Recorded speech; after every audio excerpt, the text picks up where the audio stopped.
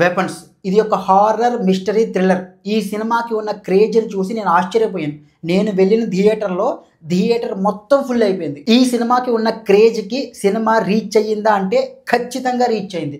కానీ నువ్వు 100% సాటిస్ఫై అయ్యావా అంటే మాత్రం నేను అవ్వలేదు. సినిమా చూస్తున్నప్పుడు నాకు ఒక చిన్న అసంతృప్తి మిగిలిపోయింది. ఇలా ఎందుకు జరిగింది అంటే, ఒక మిస్టరీని సాల్వ్ చేస్తున్నప్పుడు ఆ మిస్టరీకి గల కారణాలు ఆబ్వియస్ థింగ్స్ అవ్వకూడదు.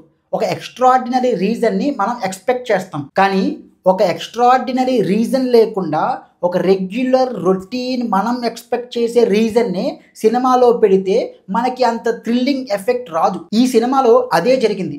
ఒక 17 మంది పిల్లలు రాత్రి ఒకే సమయానికి ఒకే రకమైన పోస్చర్స్తో డోర్స్ తీసుకుని బయటకు పరిగెత్తుకుంటూ వెళ్ళి ఒక చీకట్లో కలిసిపోతారు. ఇది చాలా మిస్టీరియస్ విషయం. దీనికి మన బ్రెయిన్లో ఒక ఆన్సర్ వస్తుంది. పిల్లలందరూ కూడా హిప్నటైజ్ అయ్యారు, ఇది ఒక బ్లాక్ మ్యాజిక్, చేతబడి అని మనం అనుకుంటాం. కానీ లేదు, ఇది ఒక హాలీవుడ్ సినిమా, వాళ్ళు మనలాగా ఆలోచించరు, ఏదో ఒక ఎక్స్ట్రాడినరీ రీజన్ ఉంటుంది, వాళ్ళు చాలా గొప్పగా ఆలోచిస్తారు అని మనం ఎక్స్పెక్ట్ చేస్తాం. కానీ ఫైనల్గా రివీల్ అయ్యేది ఇది ఒక బ్లాక్ మ్యాజిక్ అని.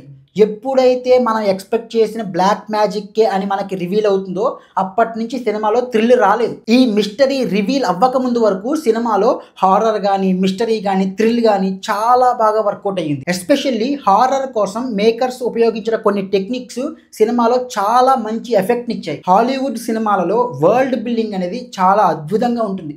లిటరల్గా మనం కథని ఆ టౌన్లోనో ఆ సిటీలోనో ఉండి చూస్తున్నామన్న ఫీలింగ్ వస్తుంది. ఈ సినిమాలో కూడా వరల్డ్ బిల్డింగ్ నాట్ బ్యాడ్, అంత బ్యాడ్గా లేదు, కానీ అత్యద్భుతంగా కూడా లేదు. అదొక రీజన్ ఈ సినిమా అంత సాటిస్ఫాక్షన్ ఇవ్వలేకపోవడానికి కారణం. ఈ కథకి కాస్టింగ్ చాలా ఇంపార్టెంట్. బెస్ట్ పర్ఫార్మెన్స్లు ఇవ్వగలిగే కాస్టింగ్ ఉంటే ఈ సినిమా వేరే లెవెల్కి వెళ్ళి ఉండేది. నేను మేజర్గా ఎక్కడ డిసప్పాయింట్ అయ్యానంటే, the lady who does that black magic ఎవరైతే ఉందో ఆమె పర్ఫార్మెన్స్ని పుల్ చేయలేకపోయింది. ఆమె పర్ఫార్మెన్స్ కానీ బార్ని క్రాస్ చేసి ఉంటే కనుక సినిమా ఎక్స్ట్రాడినరీగా పండేది. అండ్ రైటర్స్ చేసిన తప్పు ఏమిటి అంటే, ఎప్పుడైనా సరే ఒక కథకి ఎమోషన్స్ చాలా ఇంపార్టెంట్.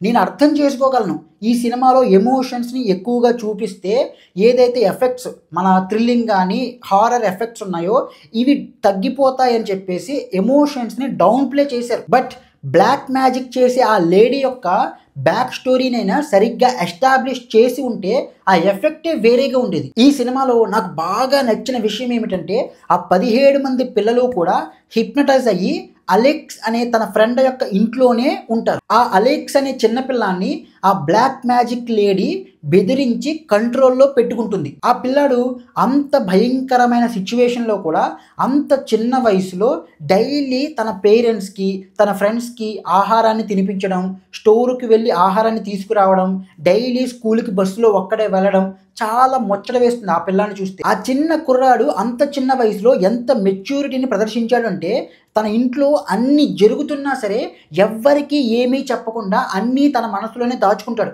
ఒకవేళ చెప్తే ఆ లేడీ తన పేరెంట్స్ని చంపేస్తుంది. ఇంత భయంలో కూడా ఆ పిల్లాడు ఆ బ్లాక్ మ్యాజిక్ని ఉపయోగించి ఆ 17 మంది పిల్లల్ని కూడా ఆ లేడీ మీదకే ప్రయోగిస్తాడు. అంటే మనకి సమయస్ఫూర్తి అంటారు, అంటే సమయానికి తగ్గట్టు ఎంత భయంలో ప్రెషర్లో ఉన్నా సరే అక్కడ సమయానికి తగ్గట్టు ఆలోచించడం అని మనకు పెద్దలు ఎప్పటి నుంచో చెప్తారు.